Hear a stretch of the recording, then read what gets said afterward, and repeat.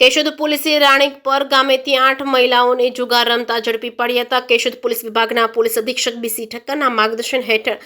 Keshod police સ્ટેશનના police inspector PA જાદવની સૂચના મુજબ કેશોદ પોલીસ સ્ટેશનના ASI Shabbirbhai Dal, woman police constable Bhavnaben Jethabhai Pithiya, Bhartiben Samatbhai Mardiya, police constable Anopsinh, Keshubhai Chudasama, Bhayabhai Meramanbhai Karamta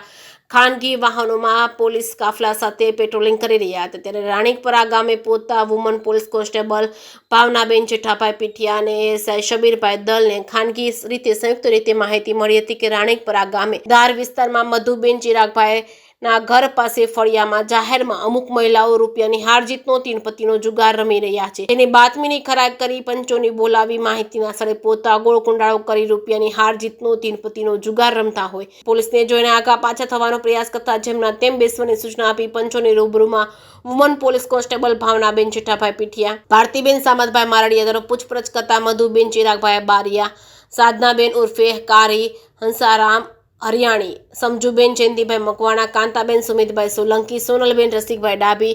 Rajiben Govindbhai Solanki, Bhanuben અનિલભાઈ સોલંકી, મંજુબેન ઉકાભાઈ સોલંકી રહેવાસી તમામ રાણીપરા અને રોકડ રૂપિયા 3480 સાથે ઝડપી જુગાર ધારાને હેઠળ ગુનો નોંધી આગળની કાર્યવાહી એએસઆઈ શબીરભાઈ દલ ચલાવી રહ્યા છે। જે કેસમી ગુજરાતી સાથે રાજુ પંડ્યા, કેશોદ।